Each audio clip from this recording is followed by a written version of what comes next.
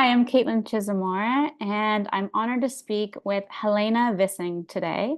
Helena Vissing is a licensed psychologist certified in perinatal mental health in private practice in California. She practices trauma-informed somatic psychotherapy as a somatic experiencing practitioner. She is experienced as adjunct faculty and on the training committee of Maternal Mental Health Now, where she provides consultations and training of providers. Helena has written a book on her biopsychosocial model for treatment of trauma in the perinatal period, published with Routledge, titled Somatic Maternal Healing, Psychodynamic and Somatic Trauma Treatment for Perinatal Mental Health. And I have it here and it's amazing. So I hope you can all get that. But welcome, Helena. Thank you so much for taking time with me today. Thank you so much for having me. Oh, it's a pleasure. I'm so inspired by your work and I'm excited about our conversation. My first question is, why did you choose to become a psychologist and work with somatics in your practice? Yeah, so I actually thought I was going to study music, and I wanted to be a musician way back when. And then I wasn't able to get into the college program of music. So my plan B was to study psychology. um, and then I thought, well, maybe I could be a music therapist, sort of. But I ended up then really falling in love with psychology. And when I was studying, I was specializing in developmental psychology, working with kids, and that was my passion. I wanted to work with kids. I wanted to be a child therapist, and my first job after I got my degree was to be a school psychologist, and I loved that, and I still love working with kids. But I then realized that there was something else calling me. And I was also at that time in my life, I was kind of the question of whether to have kids or not came up.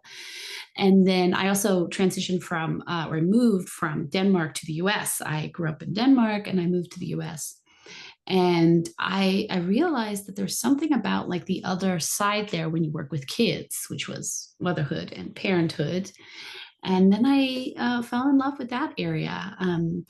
And I became really fascinated by the way that the perspective of the mother and the parent is really elusive and hard to capture.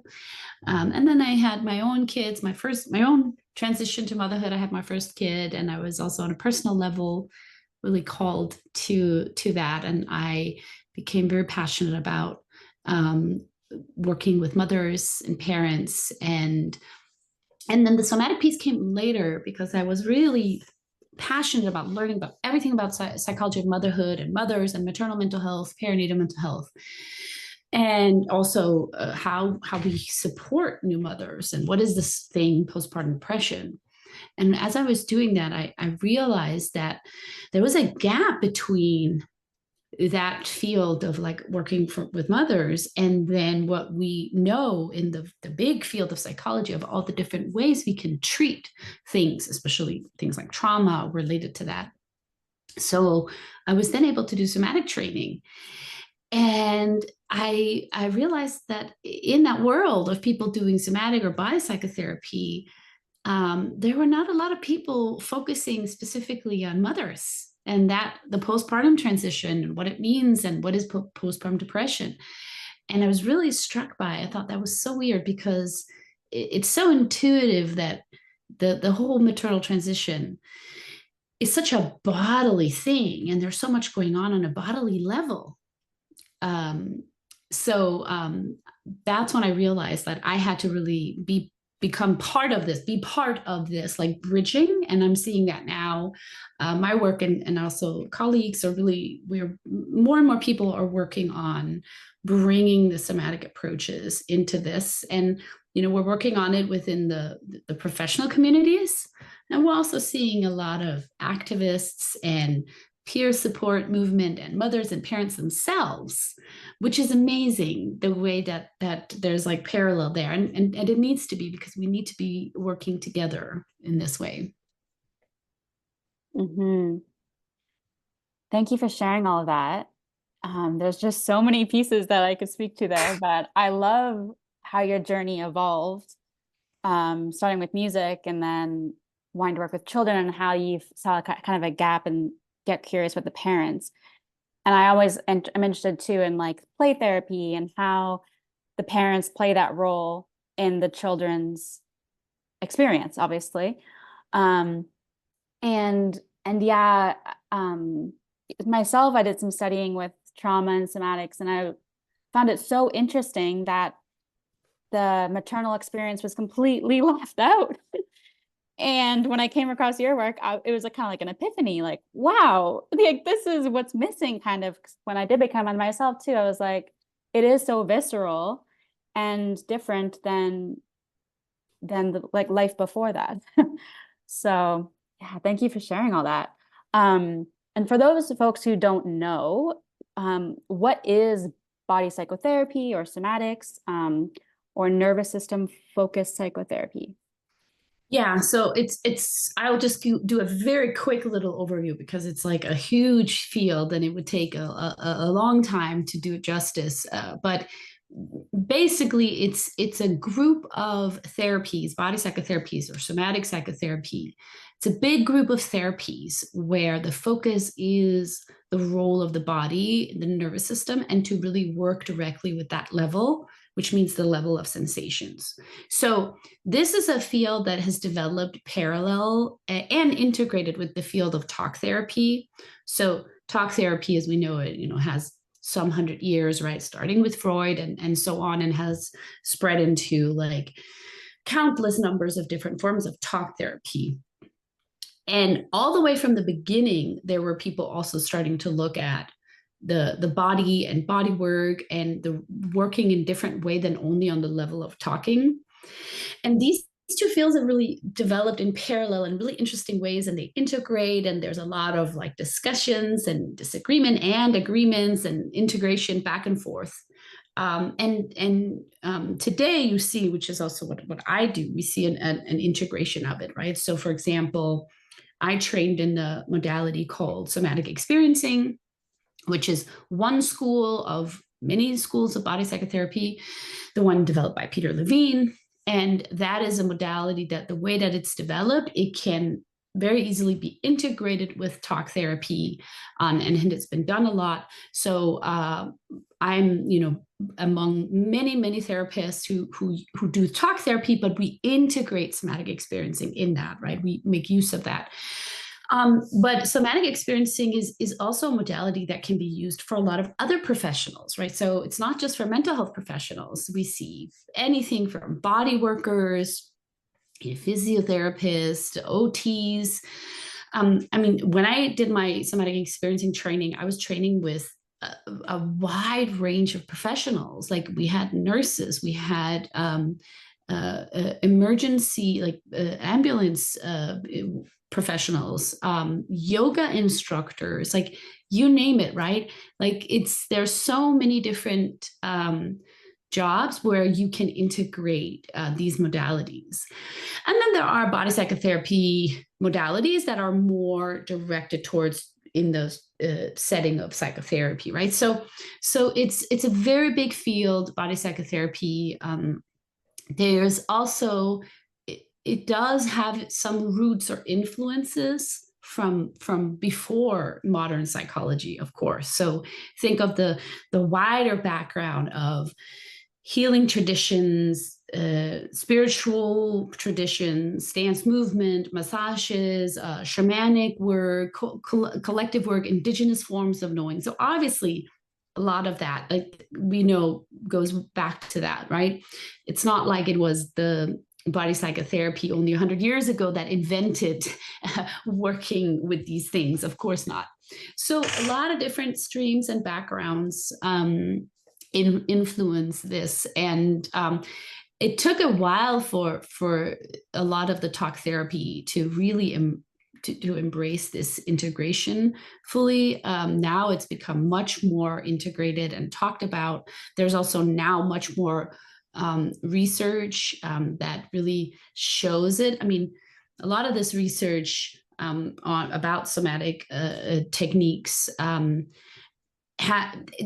kind of had to produce that research that is the language of the biomedical model, doesn't mean that it wasn't real before, but this is like how some of these paradigms work. So there's some progress in that way, and there are also some challenges in the way these different groups of therapies work. I mean, even just my short time span of when I started specializing in maternal mental health about like 15 years ago, 10, 15 years ago, there was not a lot of talk about it at all. I mean, when I look at when I started specializing it compared to now, it's been like basically a revolution of awareness of somatic techniques and just like in not just within the professional communities, but in culture at large, right? Where there's much more awareness in the general population of this, specifically related to like trauma and nervous system aspects of trauma, I think. So there's a lot of things happening right now. Yeah. Yeah, I really appreciate everything that you said there about the history and the background. And I love how you talked about how the research is validating it, but it doesn't mean it wasn't real and didn't exist before. And yeah, how it's really amplified right now, the awareness of the nervous system and somatic practices. It's almost like too much information out there. Um, Yes. yeah, to kind of like dive in, like where do you, what is it for? What does it mean? How do you use it in Mm. real life? I also think that in a way, for myself, I will say like somatic experiences is kind of like a remembering and connecting back to like intuition and your like felt senses and kind of like gut reactions and like another way of knowing and understanding yourself, um because we're not just like an entity in our mind. Yes. Yeah. Yeah, the information overload, I think, is a big problem. I mean, I think it's very positive that there's so much focus in the general public around trauma and nervous system work around trauma, but the one of the big problems, and this is especially for expecting in new mothers and parents, is that a lot of these techniques about self-regulation and somatic and feeling your body, a lot of the techniques that are kind of spread widely, they are not developed specifically for expecting in new mothers and parents for the perinatal transition. A lot Yes. of the techniques come from a different focus, and they were often developed especially for example, treatment of shock trauma, um, and things like that, right? They were not developed specifically for the very unique needs of expecting and new mothers and parents. So that's something to keep in mind, that when we're kind of looking to people that are influencing us and we're listening to new exciting things, just always to remember what is the source here? What am I being presented with? Is this something that was actually came with developed in mind with my specific conditions in mind for what it means to go through this wild transition that the perinatal transition is. And then there's that question of trauma, like you say, right? So it's true that when we look at the somatic and body psychotherapies, we have to talk about trauma too, because a lot of the knowledge we have about how to work with the nervous system comes from our knowledge about trauma. Um, but the problem is we can also get a little too focused on trauma. But that's actually the thing that's so important for us. The somatic approach helps us widen our perspective. So Peter Levine, for example, he talks about how the way we can, the reason why trauma is essential is that the systems in our body that are impacted by, or the way we are impacted by trauma, those are systems and dynamics that also relate to our general functioning and well-being and vitality. So it's like we can't isolate the trauma work. We can't, in a way, we can't only work with trauma. We're always working with kind of life, all of it. There are different, of course, there's a difference between when you're working for, someone who is dealing with very specific situations of traumatic stress and shock trauma, of course. But it's important that we look at it in a wider perspective. And I say that because I do specialize in working with expecting and new mothers and parents who have like severe trauma. But I don't want to focus only on like the trauma treatment and that's it. Like we can't do just trauma work without also doing, looking at the broader adjustment. And you can't separate the healing of the trauma from the over general transition and transformation of the perinatal transition. Also, another thing I want to mention is that even if you don't have a specific acute or intense trauma, you can still benefit from many of the somatic tools. So I know there's often a lot of discussion about like, oh, we shouldn't call everything trauma. And I think that's a good point. We have to be careful. I mean, trauma is a really difficult term because it means so many things to a lot of different people. And it can be, when we say trauma, we could talk about 1,000 different things. So this term is not good, right? We need to expand our language for it. And we are expanding our language for it. But we have to look at how, and talking about trauma is not just about talking about these very specific conditions.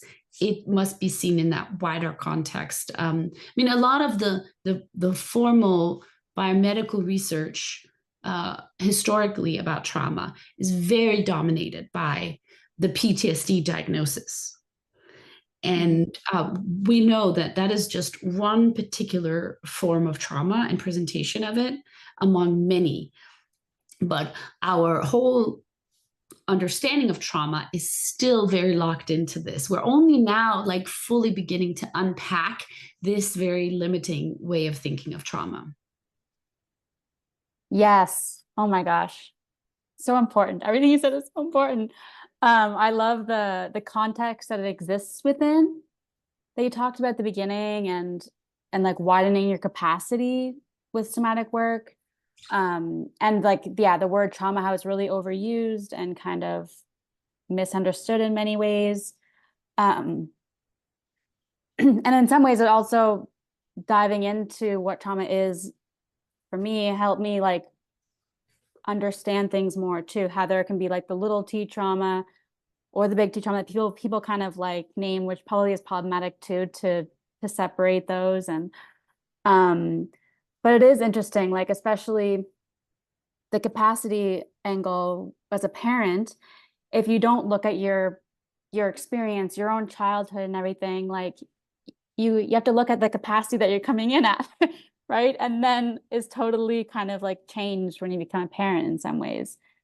And to kind of have different tools to, I guess, like build resilience and to cope, I guess, in many ways. And yeah, it's interesting.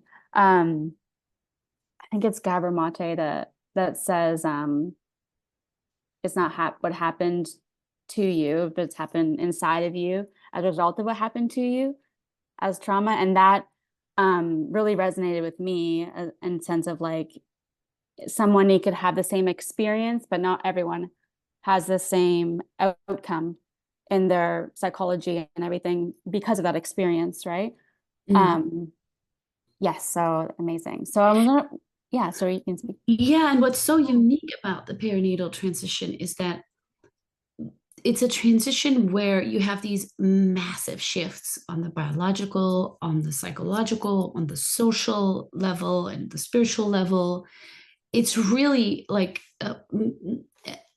it's been called a seismic shift, which I think is a nice metaphor. It's a massive shift, and now we're starting to really unpack more of it, like just how deep the physiological changes are. I think more and more mothers and parents are becoming aware of that. We're seeing much more public discussion and awareness of the new research coming out, like the research on the changes the brain goes through during pregnancy.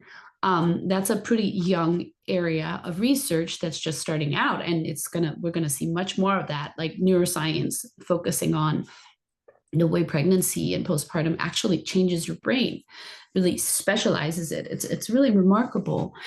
And also we know much more about, for example, the role of inflammation in the body, and the changes that are part of pregnancy that the body will do on its own.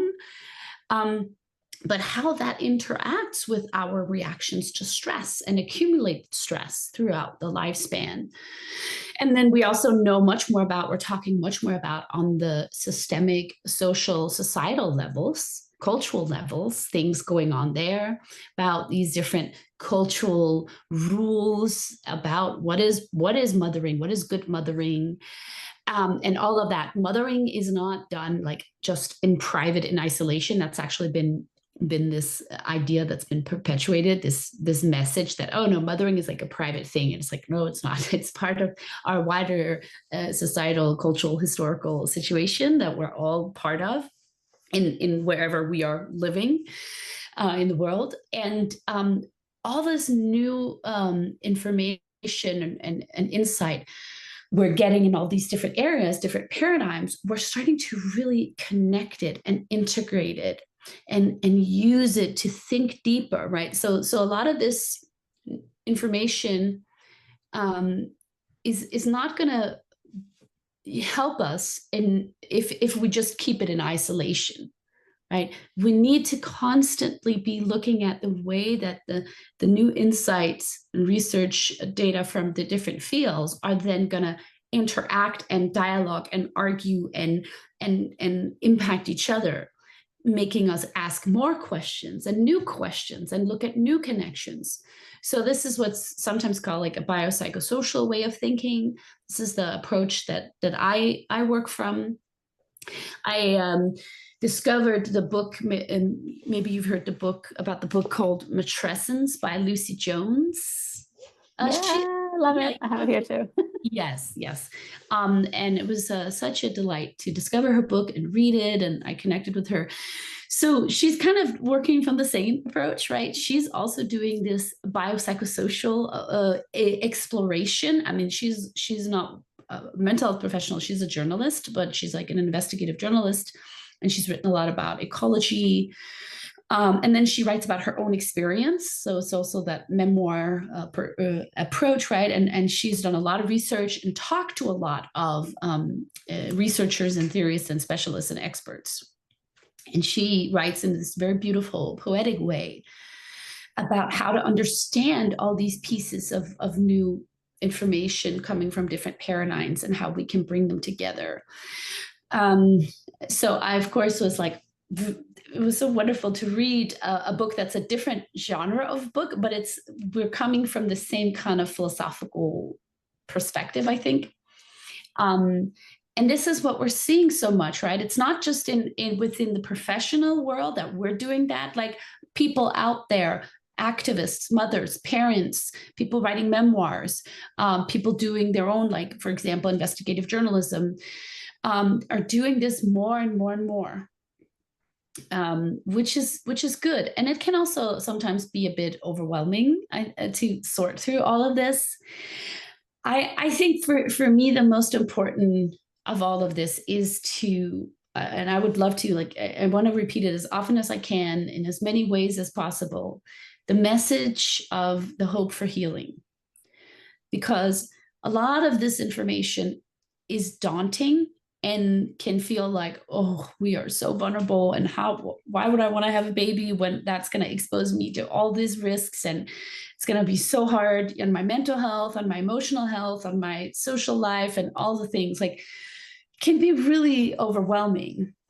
I understand if people who are like only considering having kids, or maybe they just had kids or something, or feel like, whoa, what did I get myself into, right? Because we have a lot of vulnerabilities, but at the same time, the perinatal transition is also a really amazing opportunity for healing.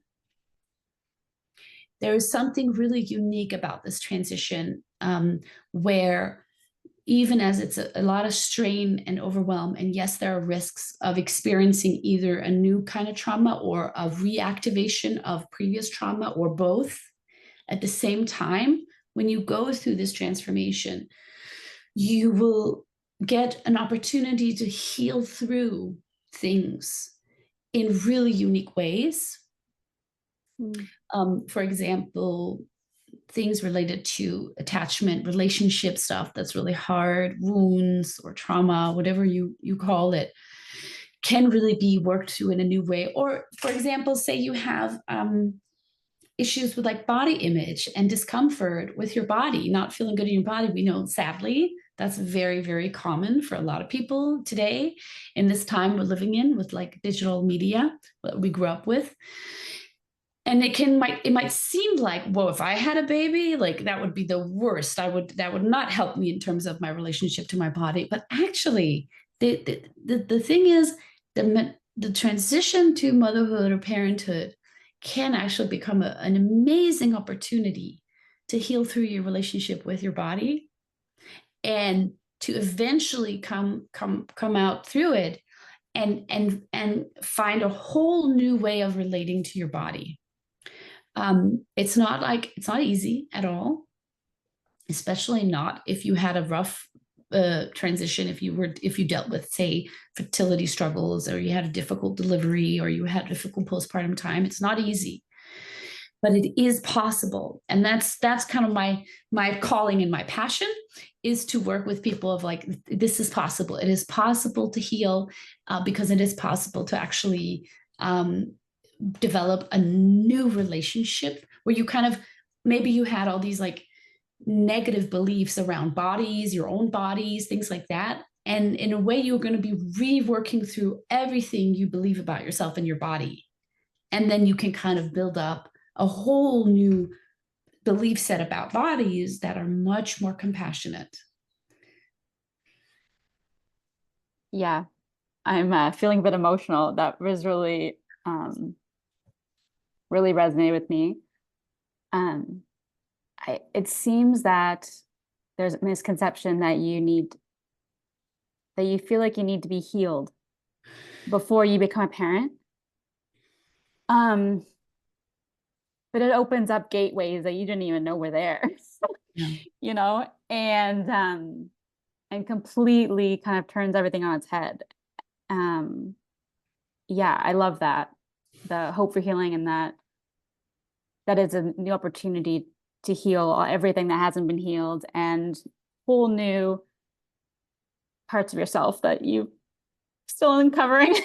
Yes. Yeah. Yeah. And the biopsychosocial method, I think, is really important too, to look at us as a whole human that Yeah. isn't separate from all of those parts that exist in our psyche and our body and our world. You know, we're just part of all of it. And yeah, Lucy's book and your book, I found, were similar in the realness of it.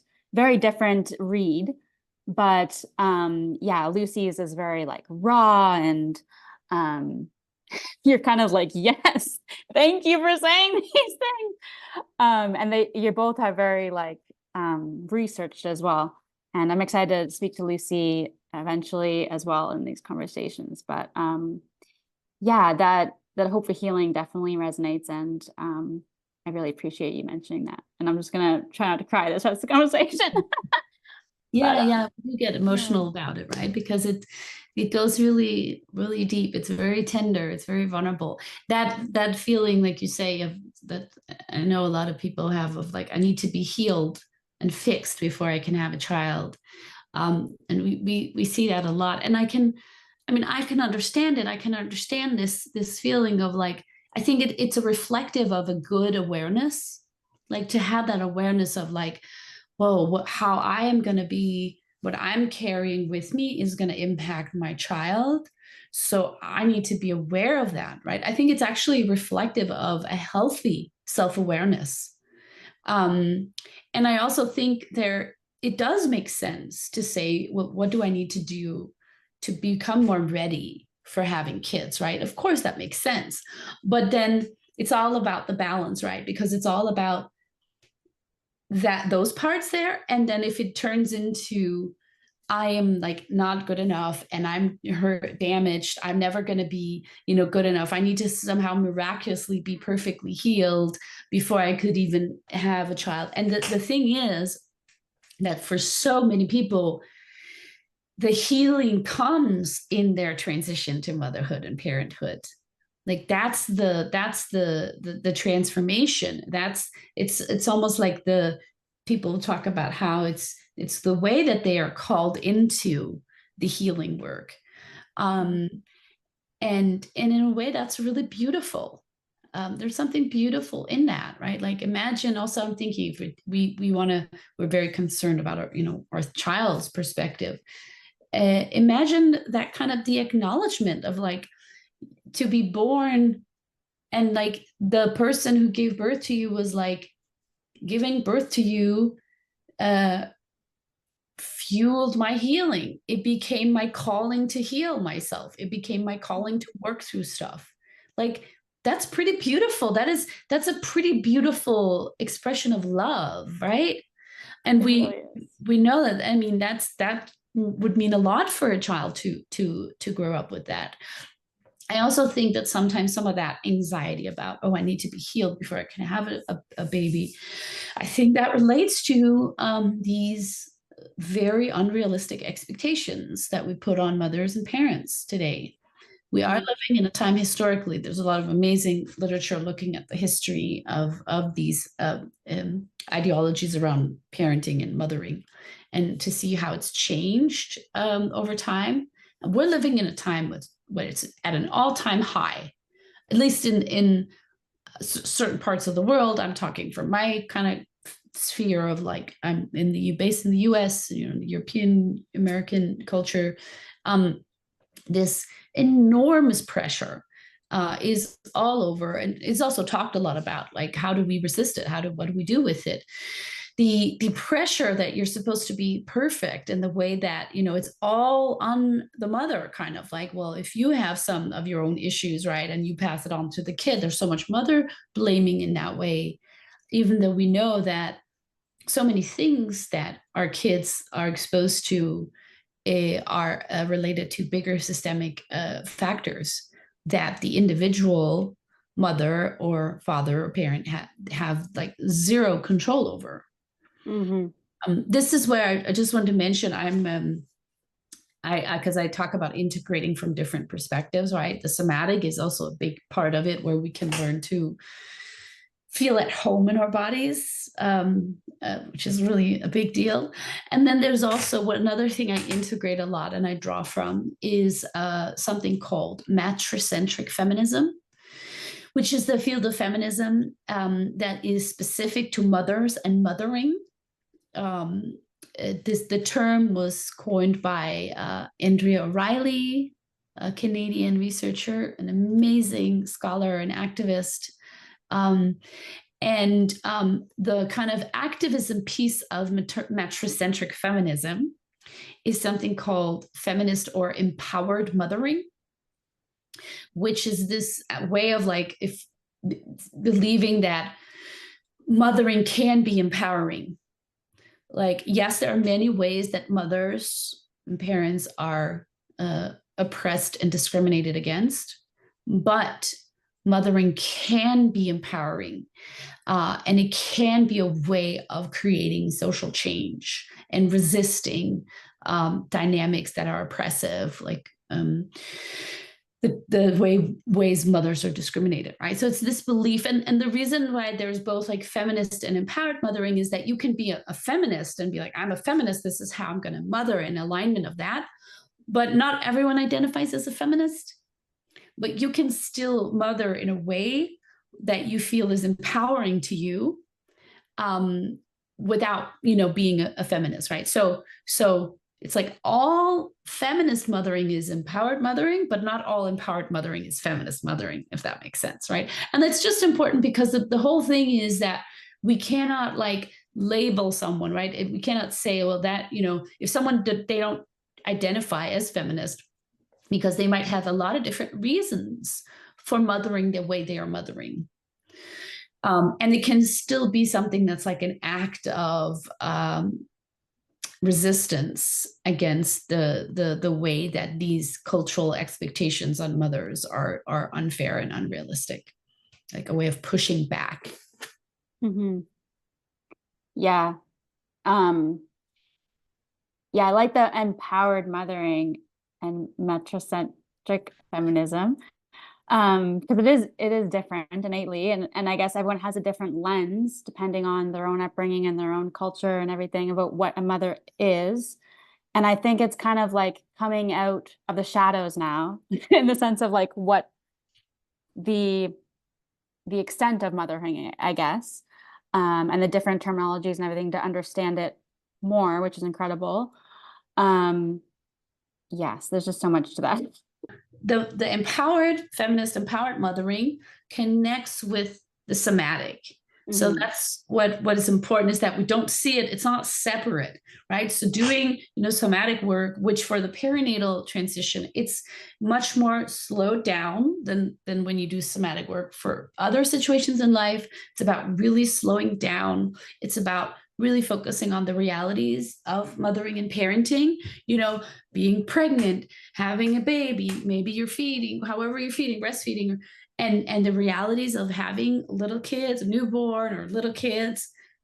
The way we work with the somatic tools, which is about building awareness of your sensations and slowing down so you can really feel more empowered in your sensations and your way of regulating yourself. All of that work there, it directly connects to this idea of like your mothering being empowering, going against these like cultural pressures of how you should or shouldn't mother, right? Like it's like to give an example, like this idea that a good mother should not do XYZ, right? And then you are doing it, and by when you're doing it in a physical way, you are experiencing that in your body as a way of resisting this pressure from the cultural expectations. I mean, there and the way you can see this is like so often it's with some very, very uh, tense topics. Like sleep is obviously a very tense topic, right? So many cultures in the world co-sleep with babies, right?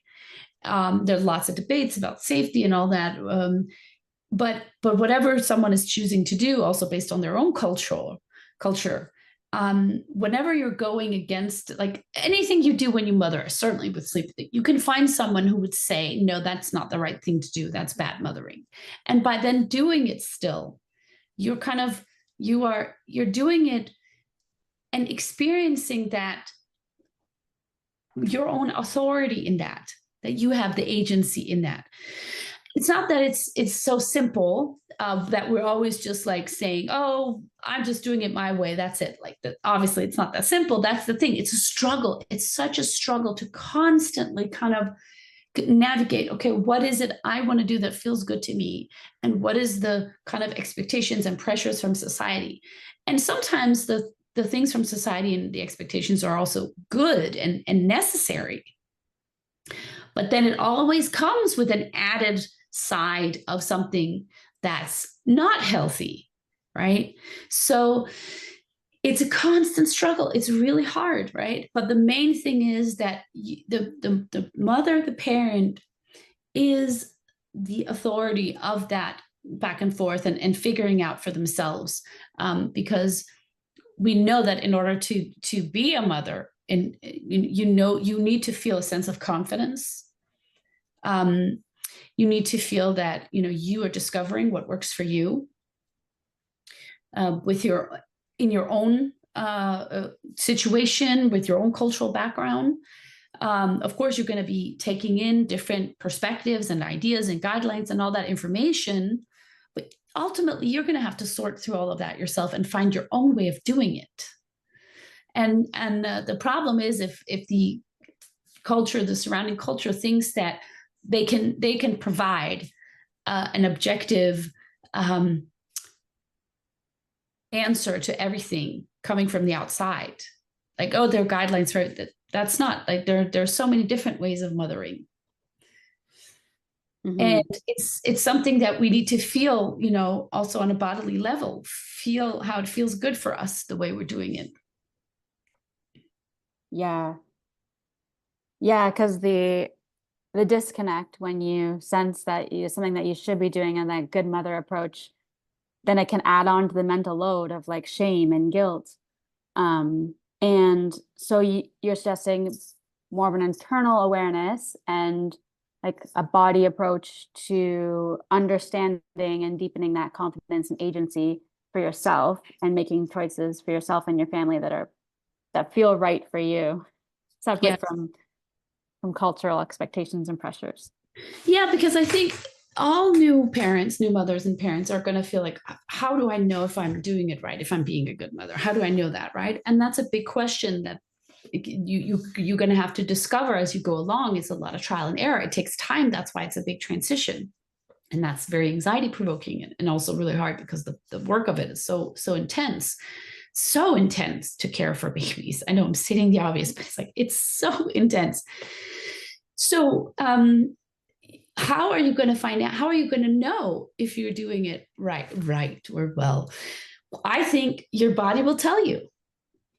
I don't think you can really develop like you need to really develop that sense of confidence because you feel it in your body.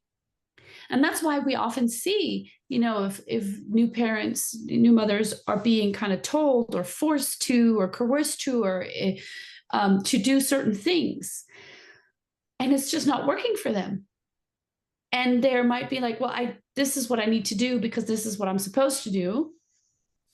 But they're just dealing with a lot of internal turmoil and stress and discomfort and anxiety Mm-hmm.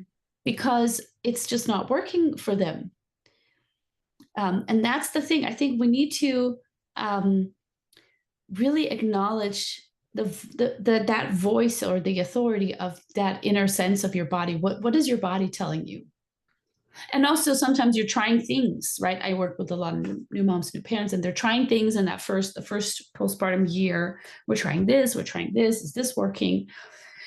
And often, the question is like, how do I know, is it working, right? And I always say, like, I can, of course, offer a bit of basic info about what we know about developmental psychology in children and their needs. But the main thing is that no matter what I could offer in that, the main thing is that the parent needs to feel empowered to listen to themselves on a bodily level of what's working for them in their bodies. Right? And they need to feel that has value. And it, because it is from that feeling that they are going to be developing that confidence that takes time to build up. Yeah, and how do you think that parents, like new parents who might feel conflicted or not sure how to even sense that, build that awareness of their body, or like choose to value that, how would you suggest working with that? And it's from a somatic lens. Yeah. So I work a lot with sensory awareness, as like that's where we start from, in a very gentle and slowed down way. So sensory awareness is, of course, like it says, awareness of sensations, but it's also more than that. It's about working with taking sensations seriously as like one channel of experience, like one source of information. So like, for example, how are you doing? Like, what are the thoughts you're having? What are the feelings you're having? How are you moving in the world? What are you doing physically with your body? And there are many others, right? There are lots of different channels of experience that we can look at when we look at like, what are you dealing with in life, right? From like, a psychological perspective. Like, for example, when you go to therapy, if you were to do that. And sensory awareness is to say we need to also have the channel of experience that is sensation be very, very focused and prioritized and acknowledged in this. And the problem is that for so many people, the channel of sensation is often kind of put to the side or ignored and not really taken seriously. You know, we know in a lot of talk therapy, there's a whole tradition of, there's a long tradition of doing therapy where we basically focus on the channel of thoughts. Like, what are your thoughts? What are your thinking patterns? And let's fix your thinking patterns. And there are lots of great things you can do. I do that too a lot. We do a lot of work with looking at thinking patterns and shifting them, of course. But if we're doing that and completely ignoring the sensation channel, we're missing out on a huge part, especially for being in the perinatal. Because on the sensation channel, there is a lot going on that is crucial information for how you are transitioning here. How are you experiencing both yourself changing, you know, whether pregnant or not and postpartum, and also your baby. You know, like mothering cannot be done without using your sensations. And also, you know, what sometimes people call it like intuition.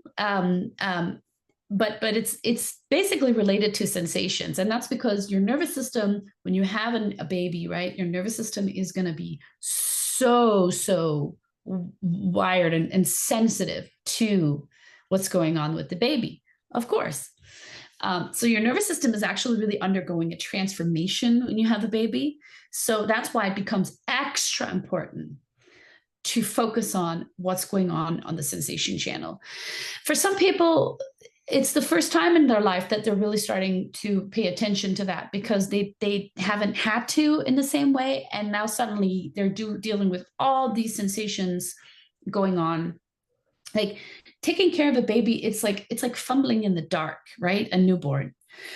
You're like fumbling in it, like what's going on here? Because you need to get to know them and they need to get to know you. And they're only just landing in their bodies and they're just like, and they're just lying there and they barely know, like, and they're just landing and unfolding, right? And you need to constantly be, is it this? Is it this? Oh, this bump. Okay, this, oh no, this, like you're always kind of improvising and like, oh my God, yeah, oh, you're not crying when I bump you like this, but my arm is dying right now. So what do? I need to like, and then so it's like it is this, and that's the chaos, right? But in this chaos, we need to see that our sensations are not just background noise that we wish we could get rid of. It's very important information to feel into and to use, to learn, right? So if we have positive sensations when it's happening, it's easy to be like, oh, that's nice. Oh, now you're settled, right? Oh, that's good. But we tend to be so easily, of course, overwhelmed by the negative sensations, right? All the sensations that comes with sleep deprivation, for example, right? It's brutal. So the more we work with sensory awareness, the better we get at really noticing, not just when we're in the positive, baby's sleeping, oh, everything is good, but like, oh, is it moving a tiny bit towards better? And also we get better at not becoming too overwhelmed by the negative sensations because we become more aware of like, oh, how do I move in and out of overwhelm, negative sensations, difficult sensations, and then positive sensations or sensations that are easier to handle. So we all notice sensations like naturally, right? That's how we function in the world, right? If you bump your feet against the table, right? Ouchie, you feel it. But our threshold for sensation, right? We if we're not very in tune with our body, we tend to only notice the sensations that are really in the extreme. And the idea is we need to notice all the sensations, also the neutral ones. So when we can track our sensations more and more, we also get better at kind of navigating them. Oh, I know this sensation coming up here is because I was standing up too long, just 5 minutes too long. I was starting to just get all crammed up in my arm, my neck here, right?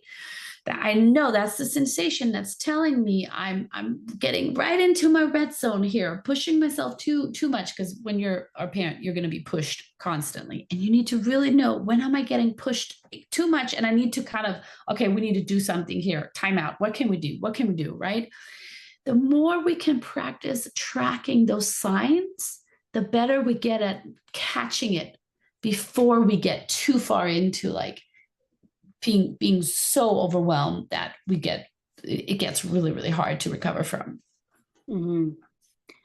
And that's so practical for mothers to just become aware of the sensations and building that capacity, like pendulating between the difficult and the neutral, even like, because usually you feel sensation or you notice sensation that is more challenging, right? And yeah, just becoming aware of that and accepting the sensations, and also using that as a tool to gauge where you're at, the building the capacity, as we mentioned before.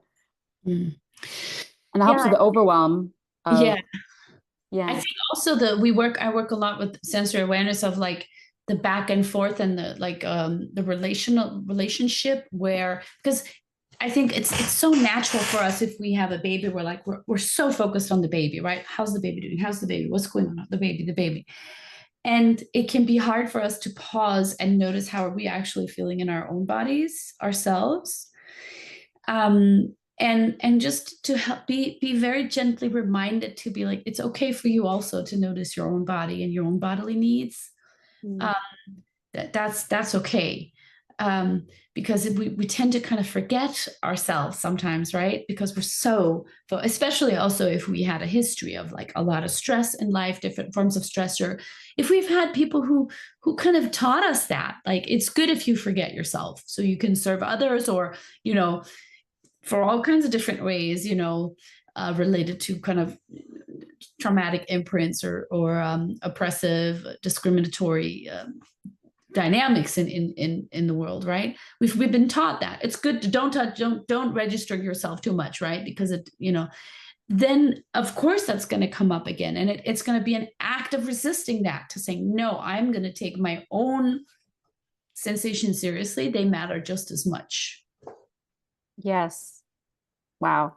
I think mothers need to hear that for sure, because I think it's also in the cultural kind of suppression or something of mothers, that you need to put your children first, and that even like orienting to yourself to, carve out time for yourself, you sometimes feel guilty about taking that Yes. because you should be giving to your child, but you Yeah. actually give more to them when you have more capacity for yourself, right? Yeah.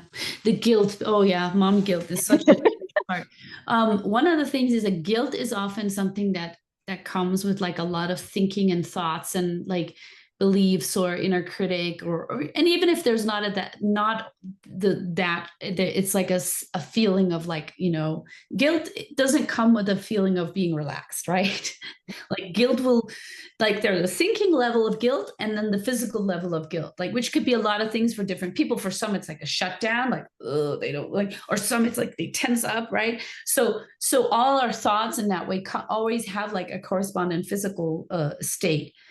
So I working somatically there is not just to say, oh, let's kind of argue with the guilt or like flip it around only, or like say, no, your needs matter too. It's to say, well, how can you work on, you notice the guilt when it comes up, what's going on in your sensations? Okay, the guilt is giving me this, right? Okay, and then you work with, how do you come out of that in the body? Kind of, we put on hold all thoughts and just look at what's happening in the body. And then, okay, how do I come out of this? What does it look like for me to come out of this state? And then, okay, maybe it could be something about relaxing or using movement or something. And then, okay, what does that feel like? What is the opposite bodily state of that guilt idea? And how do I help myself cultivate that state in my body that is not kind of fueling the guilt belief? Does that make sense? So it's Yeah. like, we want to kind of challenge all the things happening in the thinking channel by working on the sensory channel. Mm-hmm. And bringing in that curiosity kind of stops the judgment in its tracks too. Because Yeah. if you're judging yourself for feeling guilty, then yeah, then it just goes endless, like guilt about guilt, shame about shame, all that. It just goes endless, right? So it's the difference between what are the ideas you're having, the beliefs, versus what are the experiences. That's why we often call the somatic or the somatic approaches are experiential, because we're always wanting to bring back the focus to what is the experience you're having in the body in the moment. Hmm. Yeah, I'm also curious about like this might bring up a whole another can of worms kind of thing, but like intergenerational trauma living in the body, because you know you're an egg and your grandmother kind of thing. What is your take on that? Yeah, I mean, take on which part specific? Like how you can work on processing somatically something that's not necessarily yours Yeah. or that you hold. Yeah. Well, I think one thing I want to say to that is that yes, it's true that sometimes something is not yours in the sense that certain wounds or trauma or things like that is like put on you, or you inherited that pain in that way. The tricky thing is that we are all made up of things that are not ours, Mm, because, excuse me, we're all made up of each other. And in that way, it's also like there's no such thing as coming to mothering being a clean slate, being an untouched, clean, perfect, like perfect template for like becoming a mother. There's no such thing. There aren't these like perfect mothers that go in and mother in the perfect sense. There are only human beings who come to that transition with everything they carry. Um, and that's really heavy, the way that the transition to mothering parenting can will really confront you with your deepest wounds in that way. But again, I think it's so important to take away that blame and the idea of blaming, and seeing it as like this is the opportunity for healing. That it's not an easy journey, but there's this unique opportunity for healing that comes with it.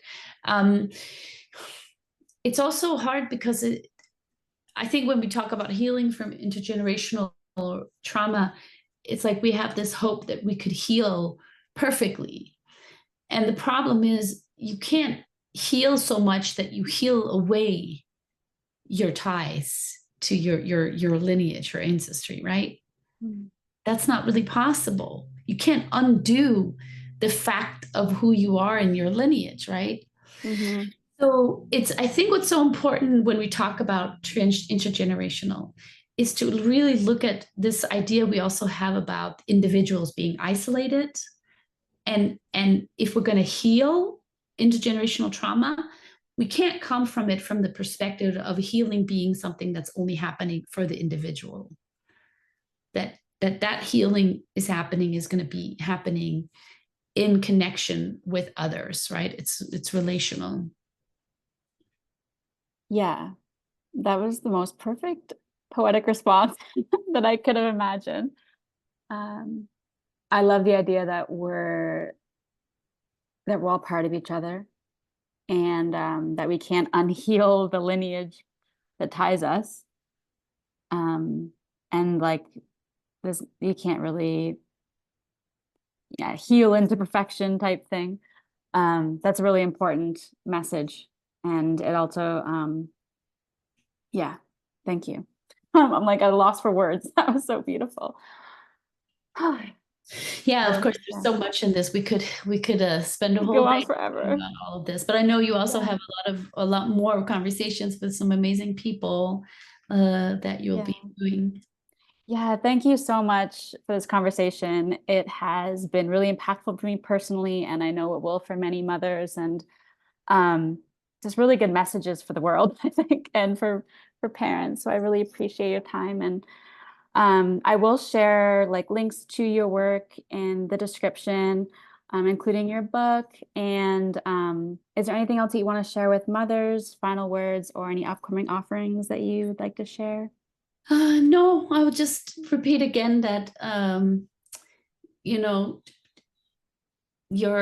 trauma does not mean that you can't be a good mother. On the contrary, the process of coming into your motherhood, mothering, is intertwined with your trauma healing process.